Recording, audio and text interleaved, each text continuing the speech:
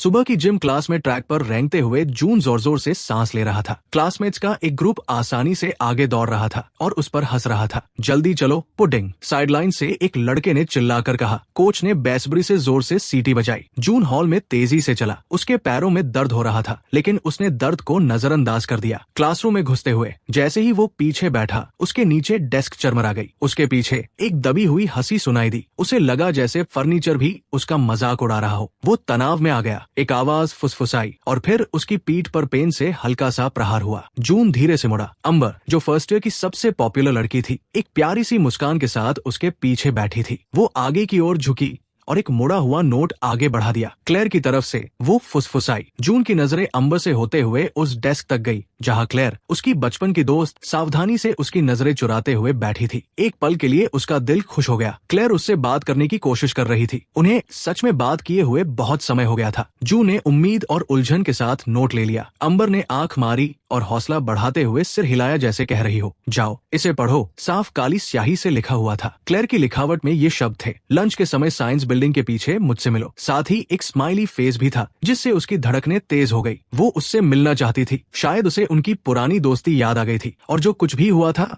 उसके लिए उसे अफसोस था। उसने पीछे मुड़कर क्लेयर को देखा। इस बार उसने उससे आंखें मिलाई, फिर अपना होंठ काटते हुए दूसरी तरफ देखने लगी। शायद वो भी नर्वस थी। अगले 1 घंटे तक वो क्लास में बिल्कुल भी ध्यान नहीं लगा पाया। उसके पेट में अजीब सी हलचल हो रही थी। उसने खुद से कहा कि ज्यादा एक्साइटेड न हो, लेकिन वो खुद को रोक नहीं पाया। वो बहुत अकेला था। क्लेयर के उससे बात करने के ख्याल से ही उसके सीने में दर्दनाक रूप से उम्मीद जाग उठी। जब आखिरकार लंच की घंटी बजी तो जून जल्दी से बाहर निकल गया। शांत हो जाओ, उसने सोचा। शायद वो सिर्फ माफी मांगना चाहती है या फिर से दोस्त बनना चाहती है। जून ने क्लेयर को छाव में खड़े हुए देखा, जो अपने फोन को देख रही थी। वो अकेली थी। जून ने एक झिझकती हुई मुस्कान बिखेरी। हे, जून ने धीरे से कहा, तुम बात करना चाहती थी? क्लेयर बेचैनी से हिली, अपने होंठ चबाते हुए जैसे सही शब्द ढूंढ रही हो। जून का दिमाग तेजी से दौड़ने लगा। क्लेयर, सब ठीक है, तुम मुझे कुछ भी बता सकती हो, उसने प्यार से कहा। क्लेयर ने झटके से अपना सिर उठाया और उसके भाव किसी बहुत ही ठंडे और क्रूर रूप में बदल गए। तुम्हें कुछ भी बता सकती हूँ, उसने दोहराया। क्या तुम्हें सच में लगा था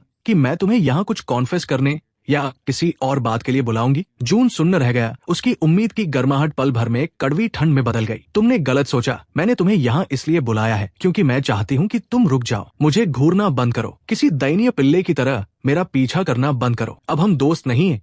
जून, सच कहो तो हम कभी दोस्त थे ही नहीं। मुझे बस तुम पर तरस आता था। उसके शब्दों की क्रूरता जून के पेट में एक मुक्के की तरह लगी, जिससे उसकी सांसें रुक गई और उसे चक्कर आने लगे। क्लेयर, प्लीज, वो फुसफुसाया। उसकी आंखों में गुस्सा झलक रहा था। नहीं जून, तुम्हें ये साफ साफ सुनने की जरूरत है। अंबर और बाकी सबने भी ये नोटिस किया है और ये बहुत ही अपमानजनक है। तुम मुझे शर्मिंदा कर रहे हो। बस मुझे हमेशा के लिए अकेला छोड़ दो। अचानक अंबर की आवाज ने उस सन्नाटे को चीर दिया जो झूठी हमदर्दी से भरी हुई थी। बेचारा जून, वो उनकी तरफ टहलती हुई आ रही थी, जिसके साथ मार्क, रयू और उनकी हमेशा वाली भीड़ थी। क्लेयर झिझकते हुए पीछे हट गई और बिना कोई शब्द कहे जल्दी से वहां से चली गई। जैसे ही सारी बातें समझ में आने लगी, जून का चेहरा अपमान से जलने लगा। ये सब एक सेटअप था। क्लेयर, अंबर, सब कोई, उन्होंने इसकी प्लान बनाई थी और वो सीधा उनके जाल में फंस गया। अंबर ने उस पर तरस खाने वाला मुंह बनाया। रिजेक्शन से दर्द होता है ना? उसने मजाक उड़ाते हुए उस दिशा में देखा जहां क्लेयर भागी थी और फिर क्रूरता से मुस्कुराई। चिंता मत करो, हम अभी भी तुम्हारे दोस्त रहेंगे। मार्क आगे की ओर झुका। उसके भाव गंभीर हो गए। हाँ, और चूंकि हम दोस्त हैं तो तुम्हें मुझे कुछ कैश उधार देने में कोई परेशानी नहीं होगी, है ना? उनकी हंसी जून के चारों ओर गूंजने लगी, जो तेज और बेरहम थी। उसी पल पास से एक हल्की सी आवाज सुनाई दी, उसे अकेला छोड़ दो। अंबर और बाकी सब उस आवाज की तरफ मुड़े। पास ही एमिली खड़ी थी। वो जून की ग्रेड की एक दुबली और शांत लड़की थी। एमिली ने अपने हाथ आपस में मले। बस रुक जाओ, उसने कहा, ये सही नहीं है। वो ग्रुप कुछ पल के लिए शांत हो गया। फिर अंबर ने बदतमीजी से जवाब दिया। एमिली को बीच में न पढ़ने की चेतावनी दी और कहा कि वे सिर्फ मजाक कर रहे थे। एमिली का चेहरा पीला पड़ गया, लेकिन वो मजबूती से अपनी जगह पर खड़ी रही और पूछा कि ये कैसे मजेदार था जब वे साफ तौर पर उसे चोट पहुंचा रहे थे। रयू ने एमिली की तरफ एक डरावना कदम बढ़ाया। भाग जा यहाँ से चूहिया, जब तक कि तू न चाहे कि अगला मजा हम तेरे साथ ले। उसकी वजह से एमिली का इस सब में घसीटे जाने का ख्याल बहुत भयानक था। आखिरकार उसे अपनी आवाज मिल ही गई। एमिली, ऐसा मत करो। उसने ये सोचकर कहना शुरू किया कि उसे भागने के लिए कहेगा, लेकिन मार्क ने उसे छाती पर जोर से धक्का दिया, जिससे वो पीछे की ओर दीवार से जा टकराया। जून की पीठ में दर्द की लहर दौड़ गई। एमिली चिल्लाई और सहज रूप से आगे बढ़ने लगी। मार्क गुस्से से उसकी तरफ मुड़ा, लेकिन तभी दूर से लंच खत्म होने की घंटी बज उठी। अंबर की एक दोस्त ने पुकारा, टीचर आ रहे हैं। अंबर ने अपनी जीभ चटकाई, जो साफ तौर पर चिढ़ी हुई लग रही थी। उसने जून को आखिरी बार एक ठंडी नजर से देखा। फिर मिलेंगे जून बॉय। मार्क ने जाते जाते जून को अपने पैर से धक्का दिया और एक कुटिल मुस्कान के साथ दौड़ता हुआ चला गया। कुछ ही पलों में वे सब वहां से जा चुके थे। शर्म और दिल टूटने के आंसू अब आजादी से बहने लगे थे, क्योंकि अब वहां देखने के लिए एमिली के अलावा और कोई नहीं था। एमिली सावधानी से उसके पास आई और उससे कुछ फीट की दूरी पर घुटनों के बल बैठ गई। उसकी गहरी आंखें हमदर्दी और उदासी से भरी हुई थी। उसने अपनी जेब में हाथ डाला और एक साफ टिश्यू निकाला और कांपते हुए हाथों से उसे उसकी ओर बढ़ा दिया। जून झिझका, फिर उसे ले लिया। उसने अपना चेहरा पोंछा, हालांकि आंसू लगातार बह रहे थे। उसने जून से फुसफुसाते हुए माफी मांगी, ये मानते हुए कि उसे पता था, लेकिन उसने उसे चेतावनी नहीं दी। अफसोस के कारण उसकी आवाज टूट रही थी। जून ने अपनी भीगी आंखों से उसे देखा। उसके लिए एमिली की अपनी आंखें भी आंसुओं से चमक रही थी। उसने अपना सिर हिलाया, ये तुम्हारी गलती नहीं है, मुझे ही समझदार होना चाहिए था। वो एक कड़वी टूटी हुई हंसी हंसा। ये सोचना बेवकूफी थी कि वह। उसकी आवाज भारी हो गई और आंसुओं की एक नई लहर आ गई। एमिली ने बस एक पल के लिए संकोच किया और फिर प्यार से अपना हाथ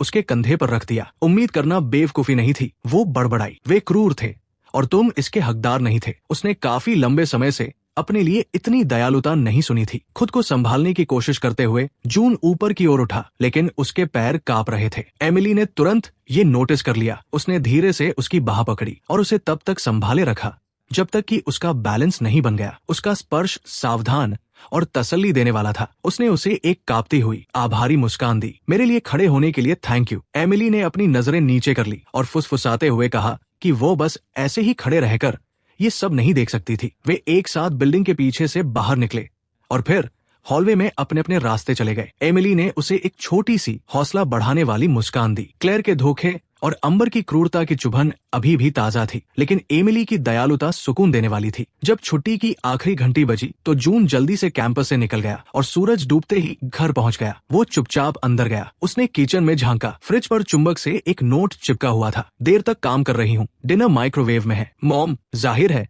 उसकी मॉम घर पर नहीं थी। इन दिनों वो शायद ही कभी सोने के समय से पहले घर आती थी। हमेशा ऑफिस के काम में डूबी रहती थी। जहाँ तक डैड की बात थी, वे उन्हें तब छोड़कर चले गए थे जब जून बहुत छोटा था। जून सीढ़ियों से ऊपर गया और देखा कि उसकी बहन सौ के बेडरूम का दरवाजा आधा खुला हुआ था। उसने उसे अंदर अपनी वैनिटी पर बैठे और बाल संवारते हुए देखा। तुम्हें क्या चाहिए? उसने अपनी आवाज में मौजूद चिढ़ को छिपाने की कोशिश किए बिना पूछा। एक पल के लिए उसने सौ को बताने के बारे में सोचा, लेकिन फिर उसे याद आया कि उसे उसकी परेशानियां सुनना बिल्कुल पसंद नहीं था। कुछ नहीं, उसने आखिरकार बड़बड़ाते हुए कहा। सौ ने उसे ऊपर से नीचे तक देखा। क्या तुम रो रहे थे या कुछ और? उसने अपनी बाहें मोड़ ली और झुंझलाहट में सांस छोड़ते हुए ऐसा व्यवहार किया जैसे उसे कोई असुविधा हो रही हो। कुछ नहीं हुआ, उसने पीछे हटते हुए साफ झूठ बोल दिया। सौ ने अपनी आंखें घुमाई। जो भी हो, बस मुझे शर्मिंदा न करने की कोशिश करना, ठीक है? मेरे पास निपटने के लिए पहले से ही बहुत कुछ है। इसके साथ ही वो वापस अपने शीशे की तरफ मुड़ गई और एक तरह से उसे वहां से जाने के लिए कह दिया, बिना कोई और शब्द कहे। जून अपने कमरे में लौट आया और दरवाजा बंद कर लिया। ये एकमात्र ऐसी जगह थी जहां वो खुद को थोड़ा बहुत सुरक्षित महसूस करता था। उसकी नजर उसके डेस्क पर गई जहां उसकी स्केच बुक खुली पड़ी थी। कल रात वह एक सुपर हीरो की ड्राइंग बना रहा था। एक गठीले शरीर वाला योद्धा जो गोलियों को बेअसर कर सकता था और कारों को उठा सकता था। वो अक्सर ऐसी ताकत होने और किसी शक्तिशाली इंसान के रूप में होने की कल्पना करता था, लेकिन सच्चाई यह थी कि वो बस वही था, एक अधिक वजन वाला अकेला 17 साल का लड़का जो बिना सांस फूले नीचे तक नहीं चल सकता था। उसने बदलने की, एक्सरसाइज करने और खुद को मजबूत बनाने की कोशिश की थी, लेकिन उसका शरीर हमेशा उसे धोखा दे जाता था। यहाँ तक कि एक आधा पुशअप भी उसे 15 मिनट तक कांपने और हाफने पर मजबूर कर देता था। उसकी नजर उसके बगल में बिस्तर पर पड़े उसके फोन पर पड़ी। उसने उसे झट से उठा लिया, शायद अपने पास मौजूद कुछ सोशल मीडिया एप्स चेक करने के लिए। ऐसा नहीं था कि उसे किसी मैसेज की उम्मीद थी। जैसे ही स्क्रीन की लाइट जली, किसी अनजान चीज ने उसका ध्यान खींचा। एक आइकन जिसे वो पहचानता नहीं था, उसकी होम स्क्रीन के बीचों बीच बैठा था। उसका नाम गेटवॉकर था। उसने यकीनन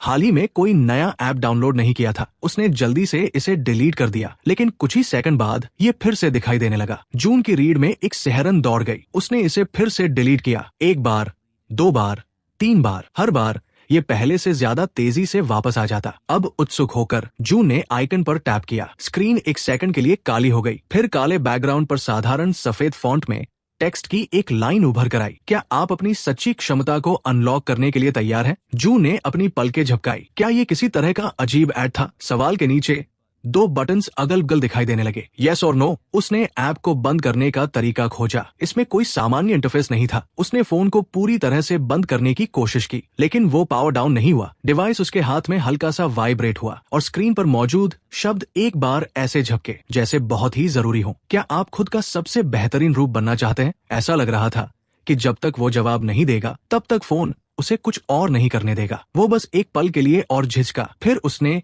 यस पर टैप कर दिया। फोन से एक चकाचौंध करने वाली सफेद रोशनी निकली, इतनी तेज कि जून चीख पड़ा और उसने उसे बिस्तर पर गिरा दिया। फिर उतनी ही तेजी से चमक कम हो गई। जब उसकी आंखों को देखने की आदत हुई तो उसका दिल लगभग रुक ही गया था। वो अब अपने बेडरूम में नहीं था। हर दिशा में शुद्ध सफेद रंग का एक अंतहीन फैलाव था। कोई छत या आसमान नहीं था, बस रोशनी और धुंधले सफेद रंग की एक अनंत जगह थी। हेलो, उसने पुकारा। उसके सामने हवा में टेक्स्ट झिलमिलाते हुए सामने आया। इसमें लिखा था, वेलकम जून, चैलेंज 1, 2 गुना ग्रेविटी में 2 किलोमीटर चलो। इससे पहले कि वो उन शब्दों को पूरी तरह से समझ पाता, जून दर्द से चीख पड़ा, क्योंकि एक अदृश्य शक्ति ने अचानक उसे नीचे की तरफ दबा दिया। 2 गुना ग्रेविटी, चैलेंज के टेक्स्ट ने कहा था। ये असंभव है, उसने घबराते हुए सोचा। वो इतने दबाव में कैसे चल पाएगा? घंटों बीतते हुए महसूस हुए, जबकि वो वही लेटा रहा, अपना सिर उठाने में भी असमर्थ था। धीरे धीरे बेताबी से जून ने जमीन को खरोंचा और अपने कांपते हुए शरीर को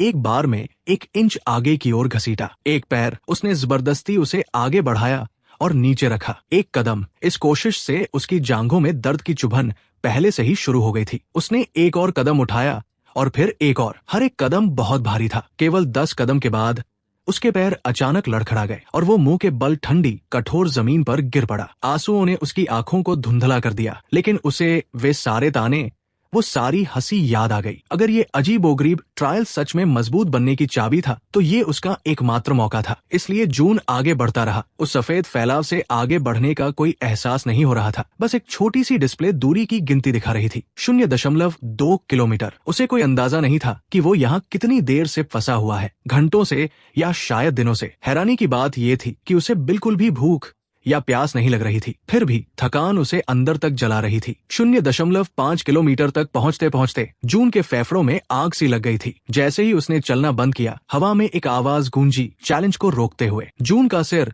झटके से ऊपर उठा। वहाँ कौन है? उसने पुकारा, लेकिन कोई जवाब नहीं मिला। शायद ये ऐप की एक ऑटोमेटेड आवाज थी। शायद वो जरूरत के हिसाब से आराम कर सकता था, लेकिन उसे डर था कि अगर उसने ज्यादा समय लिया तो कोई पेनल्टी न लग जाए। कुछ मिनटों के बाद उसने खुद को जबरदस्ती पैरों पर खड़ा किया। रिज्यूम, वो बड़बड़ाया। डिस्प्ले ने एक एक कदम का जवाब दिया। उसे एक धीमी लय मिल गई, कदम सांस कदम सांस, जिसने उसे एक बार में कुछ मीटर आगे बढ़ाया। उसने स्कूल के ट्रैक की कल्पना की, उन मजाक उड़ाने वाले चेहरों को याद किया। अगर वो रोज उस अपमान को सह सकता था, तो वो इस अकेले ट्रायल को भी पार कर सकता था। अब 1.0 किलोमीटर पर जून के मुंह से राहत की एक चीख निकल गई और वो गिर पड़ा। उसने अपनी आंखें बंद कर ली, बस सांस लेने की कोशिश कर रहा था। शायद ऐप ने किसी गलत इंसान को चुन लिया था। वो कमजोर था। वो एक ऐसा लड़का था जो हमेशा आखिर में आता था, आसानी से हार मान लेता था और कभी पलटकर जवाब नहीं देता था। नहीं, उसके अंदर की एक मजबूत आवाज ने विरोध किया। वो लड़का ऐसा हुआ करता था। वो बदलाव चाहता था, है ना? अगर उसे ऐसा करना पड़ा तो वो इंच इंच करके आगे बढ़ेगा। उसकी नजरों के सामने अंधेरा छाने लगा। वो बस इतना ही जानता था कि एक के बाद एक कदम आगे बढ़ाना है। 1.8 किलोमीटर पर जून दबी हुई आवाज में सिसक रहा था। बस थोड़ा सा और आगे वो खिसकता रहा, एक पैर के बाद दूसरे पैर को घसीटते हुए। आखिरकार एक आखिरी कदम के साथ डिस्प्ले बदल गया। 2 किलोमीटर। जीत की एक आवाज गूंज उठी। चैलेंज 1 पूरा हुआ। कंग्रेचुलेशंस, उस शांत आवाज ने ऐलान किया। कोई इनाम नहीं दिया गया, कोई स्पष्टीकरण नहीं था, लेकिन उसे अपने अंदर गर्व और राहत की एक बहुत बड़ी लहर महसूस हुई। एक पल बाद रोशनी ने उसे फिर से अपने अंदर समा लिया। जून अपने बेडरूम में झटके से जाग गया और कुछ पल के लिए सोचने लगा कि क्या वो सब कोई सपना था। उसका फोन वही उसके बगल में पड़ा था जहां वो गिरा था। ऐसा लग रहा था कि उसने उस अजीब जगह पर कई दिन बिता दिए हों। लेकिन अपनी अलार्म क्लॉक पर एक नजर डालते ही उसके दिल की धड़कन रुक सी गई। समय बिल्कुल भी आगे नहीं बढ़ा था। उसके फोन पर एक नोटिफिकेशन की आवाज आई जिससे वो चौंक गया। स्क्रीन पर वही ऐप था। वो एक बार चमका और फिर एक छोटा सा टेक्स्ट बबल सामने आया। स्टेटस चैलेंज 1 पूरा हुआ। जून ने स्क्रीन पर टैप किया लेकिन कुछ नहीं हुआ। उसने बैक बटन दबाया और इस बार उसने काम किया। ऐप तुरंत बंद हो गया। वो कांपते हुए पैरों पर खड़ा हुआ और उसे हैरानी हुई कि वे मजबूती से टिके रहे। असल में वो स्थिर महसूस कर रहा था। उसे अच्छा लग रहा था। वो अपने कमरे में कुछ कदम चला। उसके शरीर ने आसानी से उसका आदेश माना। वो हमेशा जो भारीपन महसूस करता था वो बहुत कम हो गया था। उसने थोड़ा सा उछलने की हिम्मत की। न केवल उसके दोनों पैर जमीन से ऊपर उठे बल्कि जब वो नीचे आया तो ये लगभग बहुत ही हल्का था। अपनी अलमारी के दरवाजे पर लगे शीशे के पास जाकर उसने देखा वो अभी भी वैसा ही दिख रहा था। गोलमटोल चेहरा, भारी भरकम शरीर, लेकिन कुछ थोड़ा सा अलग था। शायद उसके खड़े होने का तरीका। उसके दरवाजे पर एक हल्की सी दस्तक ने उसे उसकी सोच से बाहर निकाला। उसने जल्दी से दरवाजा थोड़ा सा खोला जिसमें से धुंधले हॉलवे में सौ खड़ी दिखाई दी। वो चिढ़ी हुई लग रही थी। उसकी भौहें तनी हुई थी। वो कैसी आवाज थी? उसने पूछा। क्या तुम गिर गए थे या कुछ और? जून ने अपना सिर हिलाया और जोर देकर कहा कि वो ठीक है। वो बस लड़खड़ा गया था। कोई गंभीर बात नहीं थी। जब उसे कुछ नहीं मिला तो उसने एक आह भरी। ठीक है, आवाज कम करो, मैं पढ़ाई करने की कोशिश कर रही हूँ। वो मुड़ने ही वाली थी कि फिर रुक गई। उसकी आवाज पहले से ज्यादा नरम थी और उसने पहले जो हुआ था उसके बारे में बात की। जून को अपने पेट में ऐंठन महसूस हुई। क्या वो माफी मांगने वाली थी? सौ ने अपना मुंह खोला और फिर बंद कर लिया। अंत में उसने बस अपना सिर हिलाया। कोई बात नहीं, गुड नाइट। वो बिना कोई और बात कहे अपने कमरे की ओर चली गई। उसके अंदर का एक हिस्सा चाहता था कि काश उसने वो बात पूरी की होती और इतनी कठोर होने के लिए माफी मांगी होती, लेकिन ये बस एक ख्याली पुलाव था। जून वापस शीशे के पास लौट आया। बाहर से देखने वाले को वो लगभग वैसा ही दिखता। बड़े बदलाव अंदर से हुए थे। वो इसे महसूस कर सकता था। अगर चैलेंज 1 ने उसके लिए ये सब किया था तो वो जल्द से जल्द और ज्यादा कोशिश करना चाहता था। सोमवार का दिन आ गया और वो स्कूल के अंदर चला। उसके पैर आसानी से चल रहे थे। बिना किसी परेशानी के चलने में उसे बहुत अच्छा लग रहा था। उसने हमेशा की तरह होने वाली दबी हंसी या धक्कों के लिए खुद को तैयार कर लिया था। लेकिन जब तक वो अपने लॉकर तक नहीं पहुंचा तब तक ऐसा कुछ नहीं हुआ। तो क्या ये जून बॉय नहीं है? एक मजाक उड़ाने वाली आवाज ने उसका स्वागत किया। उसने इसे तुरंत पहचान लिया। मार्क, उसके साथ उसका गुंडा दोस्त रयू भी था। जून ने घूंट भरा, खुद को शांत रखने की कोशिश करते हुए। मार्क ने एक ठंडी मुस्कान दी। उसकी आंखें खाली थी। करीब आते हुए उसने शुक्रवार को घंटी बजने पर जून की किस्मत के बारे में बात की। जून ने जल्दी से उन्हें भरोसा दिलाया कि उसने किसी को कुछ नहीं बताया है, टीचर्स को भी नहीं, किसी को नहीं। रयू ने नाक सिकोड़ी। जाहिर है तुमने नहीं बताया। हमारी शिकायत करो और तुम्हारे लिए ये और भी बुरा होगा। जून को थोड़ी सी चिढ़ महसूस हुई। मैं समझ गया, वो बड़बड़ाया। मार्क ने एक भौं उठाई, जून की पहले से ज्यादा मजबूत आवाज को नोटिस करते हुए। वीकेंड पर तुम्हारे अंदर हिम्मत आ गई है। उसने जून के कंधे पर हल्का सा धक्का दिया। अपनी औकात मत भूलना। मार्क हंसा और रयू के साथ वहां से चला गया। लंच के समय जून को कोर्टयार्ड के किनारे एक शांत जगह मिल गई। अक्सर वो अकेले ही खाता था, लेकिन आज कोई उसके पास आया। एमिली अपना लंच बैग पकड़े हुए कुछ कदम की दूरी पर खड़ी थी और उसने जवाब में गर्मजोशी से मुस्कुराते हुए उसे बैठने की जगह देने के लिए बेंच पर खिसक कर जगह बनाई। 1 मिनट के लिए उन्होंने एक आरामदायक सन्नाटे में खाना खाया। उसे एहसास हुआ कि एमिली भी आमतौर पर खुद तक ही सीमित रहती थी। शायद उसके भी कोई करीबी दोस्त नहीं थे। तुम कैसे हो? उसने पूछा। उन सब के बाद मेरा मतलब है, उसने जवाब दिया कि वो ठीक है, कम से कम शुक्रवार से तो बेहतर ही है। एमिली ने अपना होंठ काटा। अगर वे कुछ करने की कोशिश करते हैं तो शायद तुम्हें किसी टीचर के पास जाना चाहिए। उसकी आवाज में भरोसे की कमी थी। वे दोनों जानते थे कि टीचर्स शायद ही कभी बुलिंग को रोकते थे और शिकायत करने से स्थिति और भी खराब हो सकती थी। जू ने जोर देकर कहा कि वो इसे संभाल लेगा। घंटी बजी और लंच खत्म हो गया। जैसे ही वे खड़े हुए, जू ने अपनी हिम्मत जुटाई और कहा, एमिली, शुक्रवार के बारे में तुमने जो किया उसके लिए थैंक यू। मैं इसे कभी नहीं भूलूंगा। उसने उसकी तरफ ऊपर देखा। उसकी भूरी आंखें बड़ी बड़ी थी और उसने एक शर्मीली मुस्कान दी। दोस्त इसीलिए तो होते हैं, है ना? दोस्त शब्द ने उसे धूप से भी ज्यादा गर्माहट दी। उसने हामी में सिर हिलाया। दोपहर 3 बजे जब स्कूल की छुट्टी हुई तो जून ने जल्दी से बाहर निकलने की कोशिश की। उसने लगभग सोच ही लिया था कि वो उनसे बच गया है। तभी एक मजबूत हाथ ने पीछे से उसके कॉलर को कसकर पकड़ लिया। कहीं जा रहे हो? रयू ने गुर्राते हुए जून को पीछे की तरफ खींचा। जून लड़खड़ाया और मार्क भी वही था। ज्यादातर स्टूडेंट्स इस जगह से जा चुके थे। वे जून को कैफेटेरिया के पास पड़े एक बड़े से डंपस्टर के पीछे खींच ले गए, जो लोगों की नजरों से दूर एक सुनसान जगह थी। रयू ने अपनी उंगलियां चटकाई। तुम्हारी छोटी सी गर्लफ्रेंड एक टीचर को यहाँ ले आई थी। हम लगभग पकड़े ही गए थे। जून का मुंह सूख गया। मैं कसम खाता हूँ कि मैंने उसे ऐसा करने के लिए नहीं कहा था। उसने कोशिश की, लेकिन माँ का मुक्का तेजी से बाहर निकला और जून के सिर से कुछ इंच की दूरी पर दीवार पर जा लगा। हम तुम्हें एक सबक सिखाने वाले हैं, मोटे, तुम्हें और उस दूसरों के मामलों में दखल देने वाली लड़की दोनों को। अगर उसने अपना चेहरा दिखाया तो जून की आंखें फटी की फटी रह गई। उसने गुस्से में उनसे एमिली को इस सब से दूर रखने के लिए कहा। उसका इससे कोई लेना देना नहीं है। तभी उसके पेट पर एक जोरदार मुक्का लगा, जिसने उसकी गुजारिश को बीच में ही काट दिया। जून दर्द से दोहरा हो गया और हांफने लगा। रयू आगे आया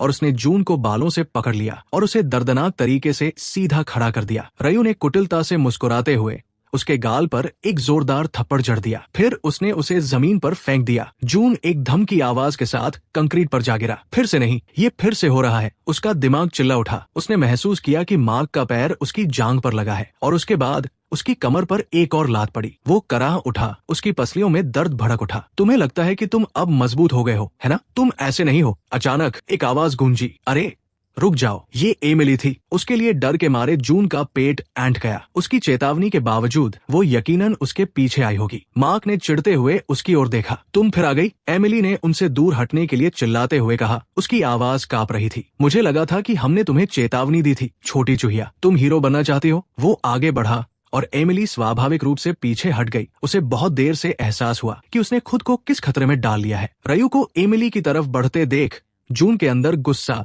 और घबराहट भड़क उठी। वो उन्हें उसे चोट नहीं पहुंचाने दे सकता था। अपने दर्द को नजरअंदाज करते हुए जून जबरदस्ती आधा उठ खड़ा हुआ। उसे अकेला छोड़ दो, वो चिल्लाया। माँ के हाथ ने जून की गर्दन को पीछे से जकड़ लिया और उसे वापस जमीन पर धकेल दिया। एमिली ने बेतहाशा चिल्लाते हुए कहा, मैं पुलिस को कॉल कर रही हूँ। वो अपने फोन को टटोलने लगी। इससे पहले कि वो कुछ कर पाती, रयू ने झपट्टा मारा और उससे फोन छीन लिया। उसने उसे एक तरफ उछाल दिया जहाँ वह एक डंपस्टर के नीचे जा गिरा। एमिली के मुंह से निराशा की एक हल्की सी चीख निकल गई। रयू ने उसकी कलाई को कसकर पकड़ लिया। शायद हमें तुम्हें भी एक ऐसा ही निशान देना चाहिए, है ना? क्योंकि तुम्हें दूसरों के मामले में दखल देना पसंद है। एमिली की आंखों में आंसू छलक आए। हालांकि उसने खुद को भीख मांगने से रोकने के लिए अपना होंठ काट लिया। जून ने संघर्ष किया। उसके डर पर एक भयानक गुस्सा हावी हो गया था। वे उसकी वजह से उसे चोट पहुंचाने वाले थे। उसने मार्क के पेट में जोर से अपनी कोहनी मारी। इस अचानक हुए हमले से मार्क कराह उठा। जोश से भरे हुए जून ने रयू पर एमिली को छोड़ने के लिए दहाड़ लगाई, जिससे रयू इतना चौंक गया कि उसने उसे छोड़ दिया। तू साले! रयू ने अपना बैलेंस वापस पाते हुए गाली दी और उसने जून पर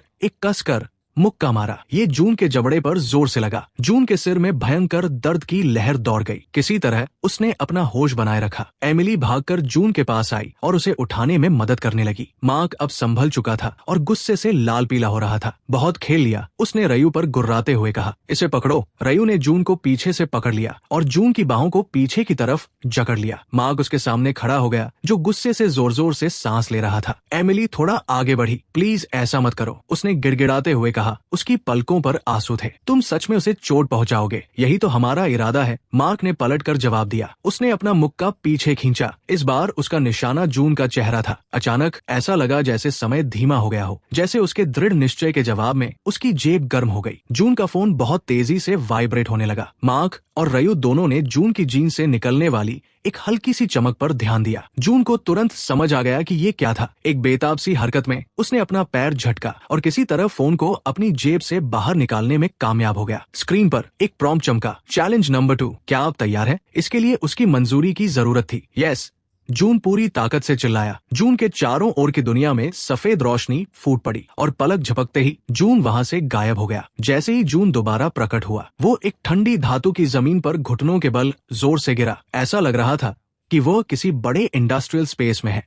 जून लड़खड़ाते हुए अपने पैरों पर खड़ा हुआ। उन बुलीज की पिटाई का दर्द जा चुका था। असल में वो तरोताजा महसूस कर रहा था, मानो एंट्री करते ही ऐप ने उसकी शारीरिक स्थिति को रीसेट कर दिया हो। उसके सामने हवा में एक जाना पहचाना तैरता हुआ टेक्स्ट सामने आया, चैलेंज 2, आयरन गोलेम को हराओ। जैसे ही जून ने पढ़ना खत्म किया, वे अक्षर गायब हो गए। उसकी बाई ओर से खुरचने की आवाज आई। जून उस अंधेरे रास्ते की तरफ घुमा। आंखों की तरह दो लाल बत्तियां चमकी। एक भारी धातु की आवाज के साथ जून की सांसें अटक गई। एक आकार सामने आया। ये एक बख्तरबंद सैनिक की तरह बना हुआ एक ह्यूमैनॉइड रोबोट था। उसका दिल जोरों से धड़कने लगा जब वो विशाल ह्यूमैनॉइड रोबोट अंधेरे से बाहर निकला। एक ही पल में उसने छलांग लगा दी। जून की बचने की कोशिश बहुत धीमी साबित हुई। धातु के एक हाथ ने उस पर कुचलने वाली ताकत से मुक्का मारा। हड्डी टूटने की एक भयानक आवाज हुई और फिर कुछ नहीं, अंधेरा। कुछ पलों बाद जून वेयरहाउस के दरवाजे पर हाफते हुए वापस जिंदा हो गया। दृश्य फिर से रीसेट हो गया, मानो वो बुरा सपना फिर से शुरू हो गया हो। वही टिमटिमाती रोशनी, वही क्रेट्स की शांत कतारें। कमरे के उस पार रोबोट भी फिर से रिएक्टिवेट हो जाता है। इस तरह एक भयानक चक्र शुरू हुआ। रोबोट उसे वेयरहाउस की भूल भुलैया में लगातार ढूंढता रहता है और जब भी वो उसे पकड़ता है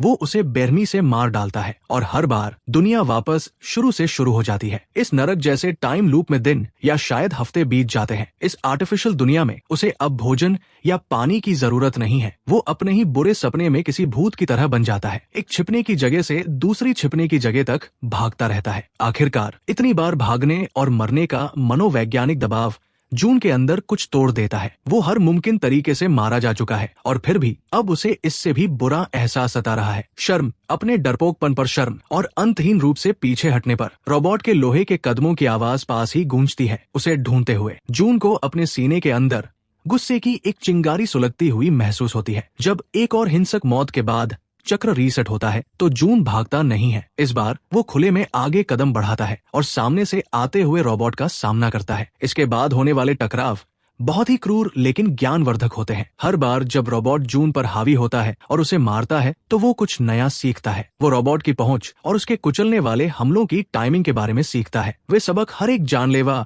हमले के साथ उसके अंदर अंकित हो जाते हैं। हर बार जिंदा होने के बाद जून पहले से थोड़ा कम नाजुक होकर वापस आता है। शुरुआती कुछ बार जब वो रोबोट के हमलों को रोकने की कोशिश करता है तो उसके हाथ किसी टहनी की तरह टूट जाते हैं, लेकिन जैसे जैसे वो बार बार जिंदा होता है उसकी हड्डियां और मजबूत होती जाती है। जल्द ही वो अपना बचाव करने के लिए अपने हाथ उठा सकता है और हड्डियां टूटने के बजाय उसे सिर्फ गहरी चोटें आती है। उसकी त्वचा सख्त हो जाती है, यहाँ तक कि उसकी इंद्रियां भी तेज हो जाती है। जो एक तरफा कत्लेआम के रूप में शुरू हुआ था वो अब एक भयानक ट्रेनिंग रेजिमेंट में बदल रहा है। एक निर्णायक प्रयास में जून सब कुछ एक साथ समझ लेता है। जैसे ही रोबोट उसकी तरफ बढ़ता है वो शांत रहता है और अपने कदमों को वैसे ही एडजस्ट करता है जैसे उसने सीखा है। जब लोहे का वो दैत्य अपना मुक्का मारता है तो जून बस कुछ इंच की दूरी से एक तरफ खिसक जाता है। वो अपनी कोहनी को रोबोट के हाथ के जोड़ में दे मारता है। इस हमले से धातु थोड़ी सी पिचक जाती है। रोबोट जो कुछ पल के लिए अपना बैलेंस खो बैठता है फिर से हमला करने के लिए घूमता है, लेकिन जून अनगिनत मौतों से मिली तेजी के साथ पहले ही आगे बढ़ चुका होता है। वो अगले वार से बचने के लिए नीचे झुकता है और उछलकर रोबोट की पीठ पर सवार हो जाता है। एक भयानक चीख के साथ वो उस मशीन के सिर के चारों ओर अपने हाथ कस लेता है। रोबोट उछलता है और छटपटाता है। जून को एक कंक्रीट के खंभे पर दे मारता है, लेकिन वो लोहे जैसी पकड़ के साथ उसे पकड़े रहता है। रोबोट की गर्दन टूटते ही धातु के फटने की एक भयानक आवाज होती है। अपने आखिरी झटके में रोबोट जमीन पर गिर पड़ा। उसका सिर जून के गुस्से से टूटकर अलग हो चुका था। इस अचानक छाए सन्नाटे में हाफते हुए उसे एक नोटिफिकेशन मिलता है कि ट्रेनर को हरा दिया गया है। वो लड़खड़ाते हुए पीछे हटता है। उसकी नजरें उस टूटे हुए रोबोट पर टिकी है जिसने उसे इतनी बार मारा था। लड़ाई खत्म हो गई है, लेकिन कुछ अजीब था। कई मिनटों के बाद भी कुछ नहीं हुआ। वो अभी भी वहाँ अकेला खड़ा था। उसे एक डरावनी सच्चाई का एहसास हुआ। सिस्टम ने साफ तौर पर कहा था कि उसे आयरन गोलेम को हराना है, फिर भी नोटिफिकेशन ने ट्रेनर की हार का ऐलान किया था। जून ने अभी ठीक से सांस भी नहीं ली थी कि एक नए झटके ने जमीन को हिला दिया। वेयरहाउस के दूसरे छोर पर एक बहुत बड़ा स्लाइडिंग डोर खुलने लगता है। उसके पार अंधेरा है, तभी दो विशाल अंबर रंग की बत्तियां जल उठती है। उस काले खालीपन से एक विशाल आयरन गोलेम कदम बाहर रखता है। अगर पिछला रोबोट एक बुलडोजर था तो ये पैरों पर खड़ी एक पूरी इमारत है। उसके हाथ पेड़ के तनों जितने मोटे हैं और उसके हाथ इतने बड़े हैं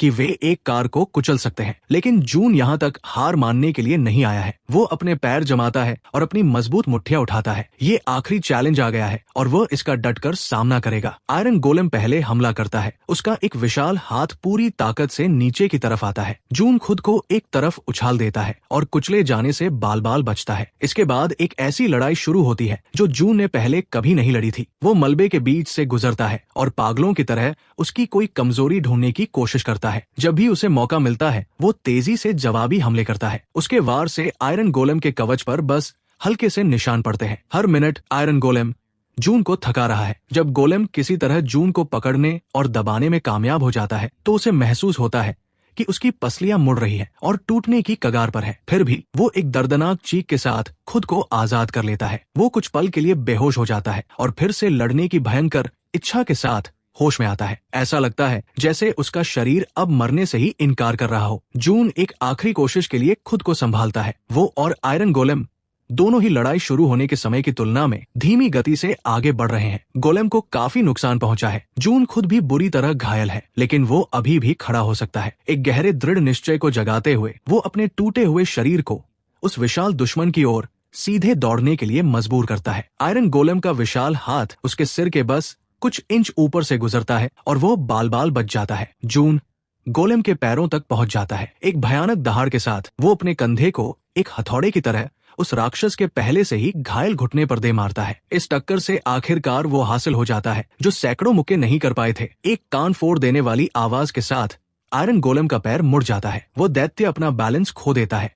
वो खुद को संभालने की कोशिश करता है, लेकिन जून पहले से ही अपने पैरों पर खड़ा है और वो अपना पूरा वजन गोलेम के दूसरे पैर पर डाल देता है। आयरन गोलेम के गिरते ही एक जोरदार धमाका होता है। जून उछलकर आयरन गोलेम की चौड़ी छाती पर बैठ जाता है। आखिरकार उसके पास एक बहुत ही महत्वपूर्ण चीज पर वार करने का खुला मौका है। गोलेम के धड़ के बीच से एक हल्की नीली चमक बाहर आ रही है जो उसके पावर कोर की तरह लग रही है। एक भयानक चीख के साथ जून अपनी मुट्ठी उठाता है और उसे एक हथौड़े की तरह नीचे मारता है। उस वार से कवच पर एक गड्ढा बन जाता है। वो पीछे हटता है और दर्द से चीखते हुए फिर से वार करता है। जून ने उसी जगह पर मुक्कों की लगातार बारिश कर दी। अपनी टूटी हुई उंगलियों के साथ जून अभी भी उस चिंगारी निकालते हुए छेद में हाथ डालता है और उसकी मुट्ठी में जो भी आता है उसे पकड़ लेता है। गर्म केबल्स का एक बंडल जो कि कोर का ही एक हिस्सा है, अपनी बची हुई पूरी ताकत लगाकर आयरन गोलेम उसके नीचे कांपने लगता है। उसकी चमकती हुई आंखें एक बार झिलमिलाती है और फिर बुझ जाती है। उसका बचा हुआ हाथ एक भारी आवाज के साथ बेजान होकर जमीन पर गिर जाता है। चैलेंज नंबर 2 पूरा हुआ। उसके चारों ओर वेयरहाउस का दृश्य सफेद रोशनी में घुलने लगा। Congratulations challenger. जैसे ही दुनिया धुंधली हुई वो शांत आवाज बोली। जब जून ने अपनी आंखें फिर से खोली तो वो वापस स्कूल के पीछे था। वो उसी पल में वापस आ गया था जब वो गया था, बिल्कुल वही जहां उन बुलीज ने उसे घेरा था। असल दुनिया में समय बिल्कुल भी आगे नहीं बढ़ा था। सारा नजारा जमा हुआ था। मार्क का मुक्का अभी भी जून के चेहरे की तरफ आ रहा था, लेकिन जून अब वो लड़का नहीं रहा था जो कुछ पलों पहले असहाय खड़ा था। उसने बचने की कोशिश भी नहीं की। मुक्का सीधे जून पर लगा, फिर भी उसे कुछ महसूस नहीं हुआ। इसके बजाय ये मार्क था जो दर्द के मारे अपना हाथ झटकते हुए तेजी से पीछे हट गया। जून ने देखा कि रयू ने उसे अभी भी कसकर पकड़ा हुआ था। उसने रयू का हाथ पकड़ लिया और उसे ऐसे उठाया मानो उसका कोई वजन ही न हो। बस एक हल्का सा दबाने पर उसने महसूस किया कि रयू की कलाई टूट गई है, जिससे रयू दर्द से चीखने लगा और अपने घुटनों पर गिर पड़ा। ये क्या है? मार्क हैरानी से चिल्लाया क्योंकि जून रयू की पकड़ से फिसल गया था। जून शांति से माँ का सामना करने के लिए मुड़ा। उसने जो कुछ भी सहा था उसके बाद इन दोनों बुली से निपटना किसी बच्चे के साथ खेलने जैसा लग रहा था। मार्क ने गुस्से में जून के चेहरे पर मुक्का मारा। जून ने बस मार्क के मुक्के को बीच में ही पकड़ लिया। मार्क चिल्ला पड़ा क्योंकि उसका हाथ अजीब तरीके से मुड़ गया था और जून की पकड़ के नीचे उसकी हड्डियां चटक रही थी। मार्क ने बेतहाशा अपना हाथ खींचने की कोशिश की, लेकिन जून ने उसे और जोर से दबाया जब तक कि मार्क दर्द से चीखने नहीं लगा। दर्द होता है ना? जून ने ठंडेपन से कहा और मार्क को एक हाथ से पीछे धकेल दिया। मार्क ईंट की दीवार से जा टकराया और कराहते हुए जमीन पर गिर पड़ा। रयू एक पल के लिए अपनी टूटी हुई कलाई को भूलकर फिर से जून की ओर झपटा। जून आसानी से एक तरफ हट गया, रयू को गले से पकड़ लिया और उसे आसानी से जमीन से ऊपर उठा लिया। रयू छटपटाने लगा। उसकी आंखें डर से फटी हुई थी। मैंने तुम्हें चेतावनी दी थी, जून ने धीरे से कहा और अपनी पकड़ को बस इतना कड़ा किया कि रयू डर जाए और फिर उसे एक तरफ फेंक दिया। मार्क संघर्ष करते हुए वापस अपने पैरों पर खड़ा हुआ। वो गुस्से में था और डरा हुआ था। उसने एक पॉकेट नाइफ निकाला और कांपते हुए हाथों से उसे खोला। तुम्हें इसकी कीमत चुकानी पड़ेगी, मार्क चिल्लाया और जून की तरफ दौड़ा। आखिरी पल में उसने मार्क की कलाई पकड़ ली और उसे तेजी से मरोड़ दिया। फिर जून ने अपनी हथेली से मार्क की छाती पर वार किया। मार्क जमीन पर पड़ा हाफने लगा और उसकी आंखों में आंसू भर गए। रयू डरा हुआ जून को घूर रहा था और हिल भी नहीं पा रहा था। जून ने चाकू उठाया,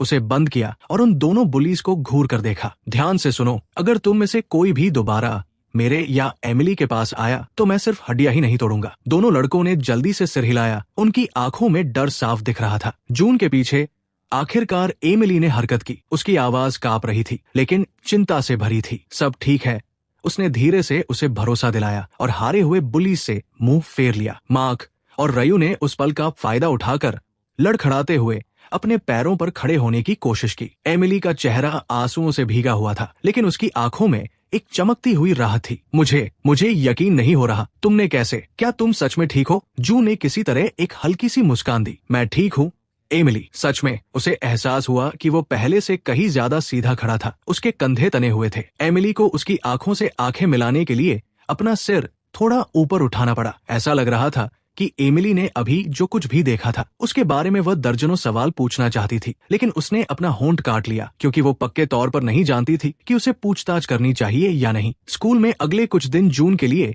एक अजीब सी धुंध में गुजर गए। कैफेटेरिया के डंपस्टर के पीछे जो हुआ उसकी अफवाहें तेजी से फैल गई। कैसे मार्क और रयू रहस्यमय तरीके से पिट गए थे। कुछ लोगों ने कहा कि किसी अनजान अपरक्लासमैन ने उन्हें पीटा है। दूसरों ने फुसफुसाते हुए कहा कि ये वही मोटा लड़का था जिसने अजीब तरीके से उन्हें हरा दिया था। बहुत कम लोगों ने दूसरी बात पर विश्वास किया और जून ने खुद को सबसे दूर ही रखा। बुधवार की शाम को जून ने जानबूझकर अपने सारे बचे हुए काम पूरे कर लिए। उसने अपनी मॉम और सौ को बताया कि वो एक हफ्ते के लिए बाहर रहेगा और उनसे कॉल न करने के लिए कहा, क्योंकि उसे पूरी तरह से पता था कि वो क्या करने जा रहा है। जब उसने उस रहस्यमय ऐप को खोला तो वो धीरे से चमका। चैलेंज नंबर 3 अनलॉक हो गया है। बिना किसी हिचकिचाहट के जून ने चैलेंज 3 पर एक्सेप्ट दबाया, जिससे उसका कमरा एक शानदार सफेद रोशनी में डूब गया। जब उसने अपनी आंखें खोली तो वो एक और नई दुनिया में खड़ा था। ये जगह उस खालीपन या वेयरहाउस जैसी बिल्कुल नहीं थी। उसने खुद को चिलचिलाती धूप के नीचे एक विशाल खुले परिदृश्य में पाया। नोटिफिकेशन सामने आता है। चैलेंज 3 गुना ग्रेविटी और अत्यधिक गर्मी की स्थिति में 1,00,000 पुशअप्स और 10,000 किलोमीटर की दौड़ पूरी करो। उसका पुराना रूप डर गया होता और तुरंत पीछे हट गया होता, लेकिन अब नहीं। उसने याद किया कि पहले 2 चैलेंजेस कितने असंभव लग रहे थे, फिर भी उसने उन पर जीत हासिल की थी। उसे कोई डर नहीं लग रहा था, सिर्फ एक दृढ़ निश्चय था। अचानक तुरंत ही एक भारी वजन उसके ऊपर आ गिरा। 3 गुना ग्रेविटी एक्टिवेट हो गई थी। जून लड़खड़ाया, लेकिन सीधा खड़ा रहने में कामयाब रहा। जून ने एक गहरी सांस ली और तुरंत उसे इसका पछतावा हुआ, क्योंकि गर्म हवा ने उसके गले को झुलसा दिया था। ठीक है, वो खुद से बड़बड़ाया। 1 पुशअप, 2, 3, 10 पर उसके हाथ कांपने लगे। 15 पर वे जलने लगे। उसने गिरने से पहले खुद को जबरदस्ती 20 तक पहुंचाया। अभी 99,800 और करने हैं। वो एक रूखी हंसी के साथ हाफने लगा। थोड़ी देर आराम करने के बाद उसने फिर से कोशिश की। उसके हाथ मजबूत थे, लेकिन दुगनी ग्रेविटी के खिलाफ अपने भारी शरीर को धक्का देना जल्द ही यातना का एक नया रूप बन गया। वो दर्द के हावी होने से पहले किसी तरह 30 पुशअप्स कर पाया। 15वें दिन तक उसे मति भ्रम होने लगा था। अंबर की हंसी गूंज रही थी। हार मान लो मोटे। 60वें दिन वो बीच दौर में गिर पड़ा। उसकी नजरों के सामने अंधेरा छा रहा था। एमिली की एक परछाई सामने आई जो पानी की बोतल दे रही थी। तुम जितना सोचते हो उससे कहीं ज्यादा मजबूत हो, उसने फुसफुसाते हुए कहा। उसने उस भ्रम को पी लिया और भी तेजी से दौड़ने लगा। जून जानता था कि इसमें बहुत समय लगेगा। समय के साथ वो इसके अनुकूल हो गया। उसकी मांसपेशियां मजबूत हो गई और उसने हजारों पुशअप्स और सिटअप्स किए और सैकड़ों किलोमीटर की दौड़ पूरी कर ली थी। उसका शरीर तेजी से बदल गया। उसका फैट कम हो गया और लीन मसल बन गई। बीच में कभी कभी जून अपनी शारीरिक सीमाओं तक पहुंच जाता था, जिससे उसे पूरी तरह से ठीक होने के लिए 1 हफ्ते तक आराम करना पड़ता था। एक बार तरोताजा होने के बाद उसने एक नए दृढ़ निश्चय के साथ अपनी एक्सरसाइजेस शुरू की। आखिरकार ऐसा लगने लगा जैसे सालों बीत गए हों। अब बस दौड़ना बाकी था। अभी भी सैकड़ों किलोमीटर आगे थे। दृढ़ निश्चय के साथ उसने हार नहीं मानी। जैसे ही वो फिनिश लाइन के करीब पहुंचा, उसने आखिरी दौड़ के लिए अपनी सारी ताकत जुटा ली। उस अनदेखी फिनिश लाइन को पार करते ही जीत की एक घंटी जोर से गूंज उठी। जून रुक गया, हाफते हुए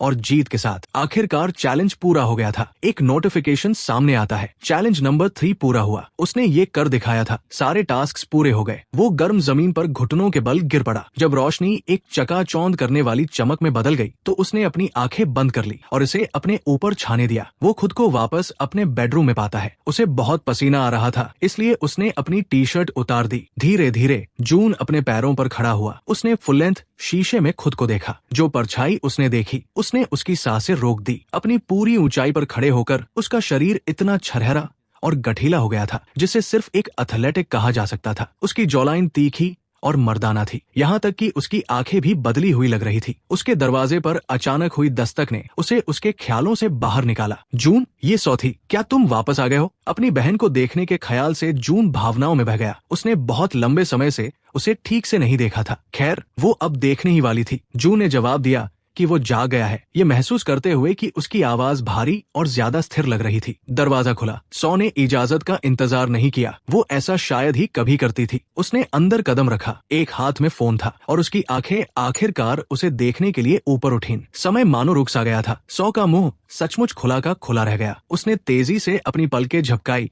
जैसे उसे यकीन हो कि वो गलत देख रही है। उसका भाई। उसने एक हल्की सी, लगभग शर्माती हुई मुस्कान दी। गुड मॉर्निंग सौ।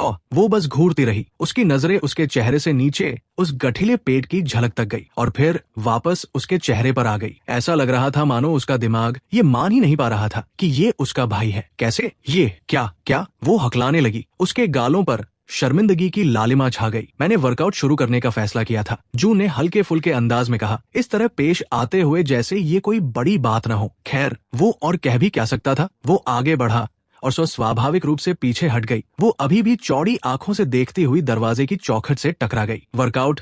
उसने धीरे से दोहराया। उसकी नजर उसके पीछे गई। तुम्हें पता है, एक्सरसाइज। मेरे पास कुछ मोटिवेशन था, उसने कहा। उस आखिरी शब्द में लोहे जैसी एक सख्ती थी जिसने सौ को चौंका दिया। उसने अपना मुंह खोला, शायद माफी मांगने या आगे सवाल पूछने के लिए, लेकिन कोई आवाज नहीं निकली। इसके बजाय उसकी आंखें नीची हो गई। उसके चेहरे पर शर्म और पछतावा साफ दिख रहा था।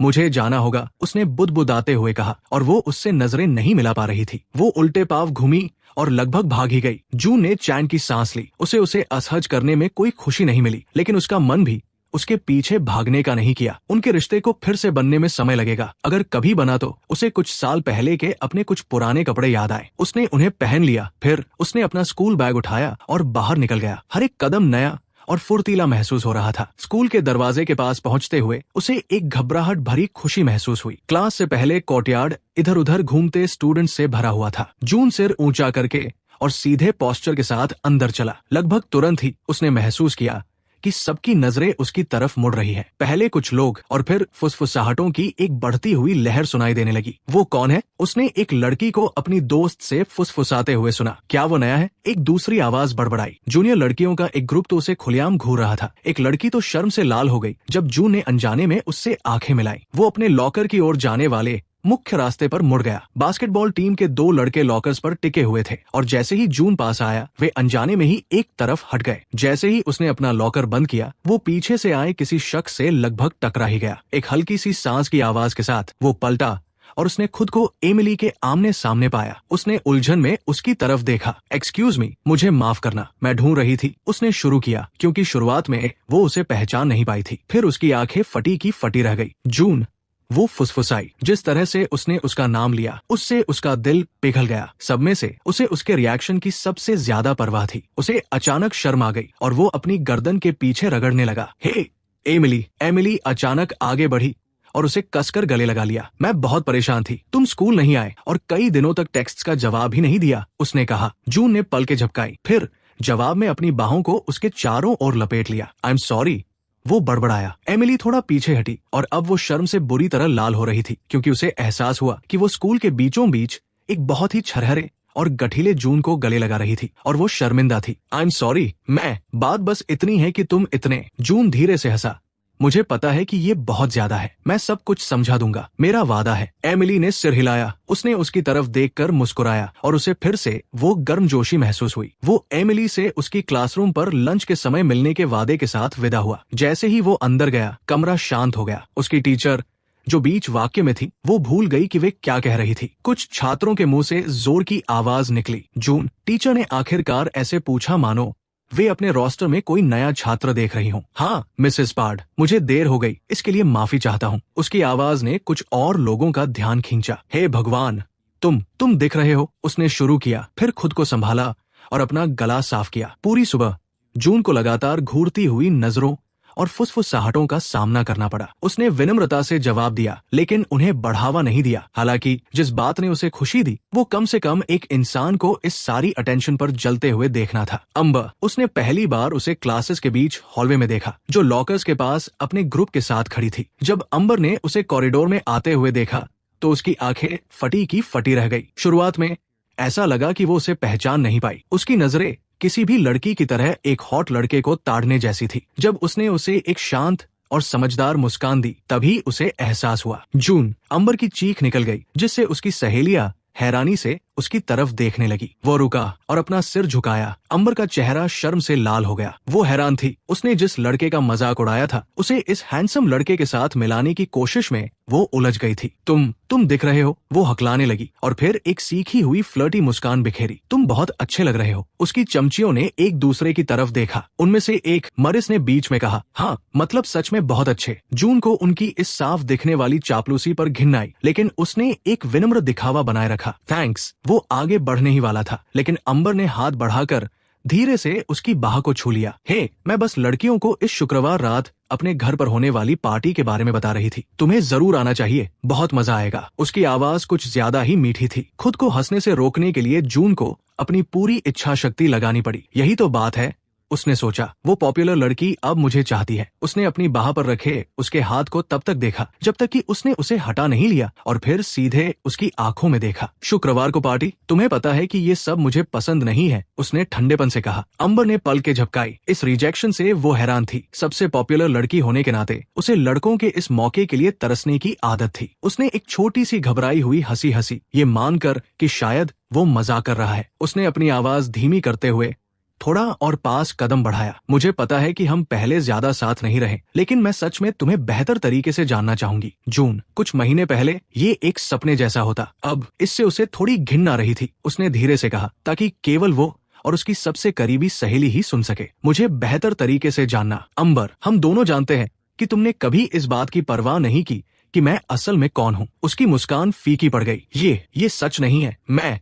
उसने उसे अपनी बात पूरी नहीं करने दी और अपनी आवाज ऊंची कर ली। सच तो ये है अम्बर कि मुझे क्रूर और छिछोरे लोगों के साथ घूमने में कोई दिलचस्पी नहीं है। उनके आसपास सन्नाटा छा गया क्योंकि पास के स्टूडेंट्स को इस तनाव का एहसास हो गया था। अम्बर को ऐसा लगा जैसे उसने उसे थप्पड़ मार दिया हो। वो अभी रुका नहीं था। हफ्तों के दबे हुए दर्द ने उसके शब्दों को दिशा दी। तुम अब मेरी परवाह सिर्फ इसलिए करती हो क्योंकि मैं कैसा दिखता हूँ, लेकिन अंदर से मैं अभी भी जून हूँ। वो पीछे हट गया। तुम्हारा बदसूरत दिल मुझे तुम्हारी इस झूठी दयालुता से भी ज्यादा बुरा लगता है। अपना इनविटेशन अपने पास रखो। मैं तुम्हारे आसपास भटकना भी पसंद नहीं करूंगा। इकट्ठी हुई भीड़ में से किसी के मुंह से ओ की आवाज निकली। अम्बर की सहेलियां उसे घूर रही थी क्योंकि उन्होंने अपनी क्वीन बी को डंक खाते हुए देख लिया था। खुद अम्बर पूरी तरह से शर्मसार दिख रही थी और उसका मुंह बिना कोई शब्द कहे खुल और बंद हो रहा था। जून पलटा और बिना उसे दोबारा देखे वहां से चला गया। बाद में जब उसने कोर्टयार्ड पार किया तो उसकी नजर ओक के पेड़ के नीचे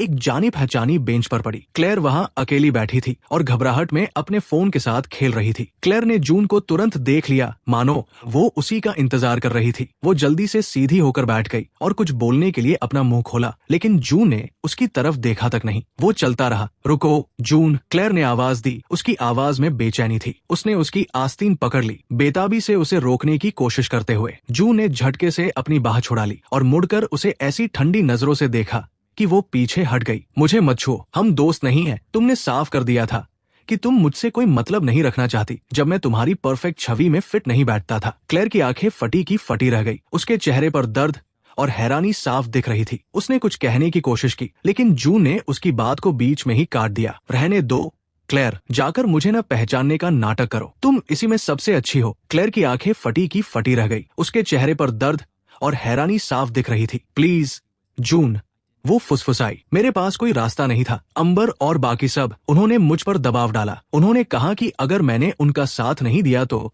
वे मुझे बर्बाद कर देंगे। जून ने वापस देखा। उसकी आवाज ठंडी और बेरहम थी। तुम्हारे पास हमेशा एक रास्ता था। तुमने मेरे ऊपर अपनी पॉपुलैरिटी को चुना। क्लेयर ने अपना सिर हिलाया और उसके गालों पर आंसू बहने लगे। मुझे पता है कि ये गलत था। मैं तुम्हें कभी चोट नहीं पहुंचाना चाहती थी। मैं डर गई थी और अब तुम फिर से डर गई हो। जून ने तीखेपन से कहा, डर गई हो कि वे तुम्हें भी वैसे ही निकाल फेंकेंगे जैसे तुमने मुझे फेंका था। खैर, जब सब कुछ खत्म हो जाता है तो मैं अब तुम्हारा बैकअप प्लान बनकर नहीं रहूंगा। वो दृढ़ निश्चय के साथ मुड़ा और बिना दोबारा देखे वहां से चला गया। क्लेयर वही खड़ी रही और खामोशी से आंसू बहाती रही। लंच के समय वो ओक के पेड़ के नीचे एमिली से मिला। वे घास पर एक साथ बैठ गए जहां कोई उनकी बात न सुन सके। उसने उसे कहानी का एक अलग रूप बताया। एमिली ने सुना। उसकी आंखें तारीफ और परवाह से चमक रही थी। मुझे तुम पर बहुत गर्व है जून, उसने सच्चे मन से कहा, लेकिन इन सबसे पहले भी तुम हमेशा गर्व करने लायक थे। तुम ये जानते हो, है ना? उसने धीरे से उसका हाथ पकड़ लिया। वो उसके हाथों में बहुत छोटा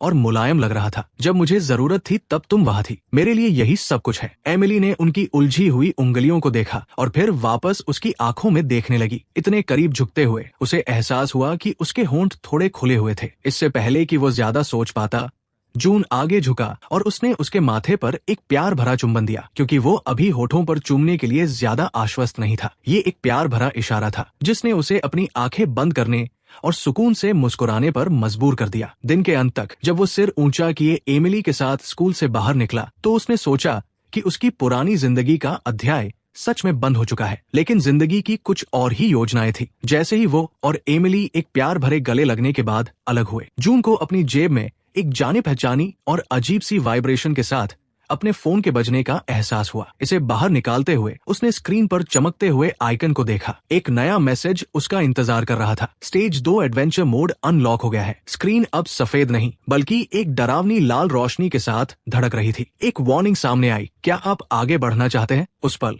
उसने सोचा कि वो कितनी दूर आ गया है और ये देखने के लिए कि वो खुद को और कितना आगे ले जा सकता है। उसके अंदर एक बढ़ती हुई उत्सुकता पैदा हो रही थी। एक दृढ़ सांस के साथ जून ने यस दबा दिया। इस बार दुनिया रोशनी से नहीं भरी। जून के सामने एक घूमता हुआ नीला पोर्टल बन गया। एक गहरी सांस लेते हुए उसने आगे कदम बढ़ाया। जैसे ही उसकी आंखों को देखने की आदत हुई, उसने महसूस किया कि वो मशालों से रोशन एक ऐसे गलियारे में था जो किसी प्राचीन भूमिगत गुफा जैसा लग रहा था। ये उस साफ सुथरे ट्रेनिंग ग्राउंड जैसा बिल्कुल नहीं था। अंधेरे से एक धीमी गुर्राहट आई और जून तुरंत सतर्क हो गया। एक आकृति बाहर आई जो विशाल और भद्दी थी। उसके पीछे और भी लड़खड़ाते हुए आकार और चमकती हुई आंखें दिखाई दी। फिर भी जून पीछे नहीं हटा। इसके बजाय उसके चेहरे पर एक धीमी सी मुस्कान फैल गई। ठीक है, वो बड़बड़ाया, अपनी मुट्ठियां भींचते हुए। अपनी पूरी ताकत के साथ मारा गया एक मुक्का जो उसकी कमाई गई ताकत के हर एक कतरे से और भी शक्तिशाली हो गया था कि जबड़े पर लगा, जिससे उसके दांत चारों ओर उड़ गए। गले से निकलने वाली गुर्राहट गूंज उठी क्योंकि और भी जीव उन अंधेरी कोठरियों से बाहर रेंगने लगे।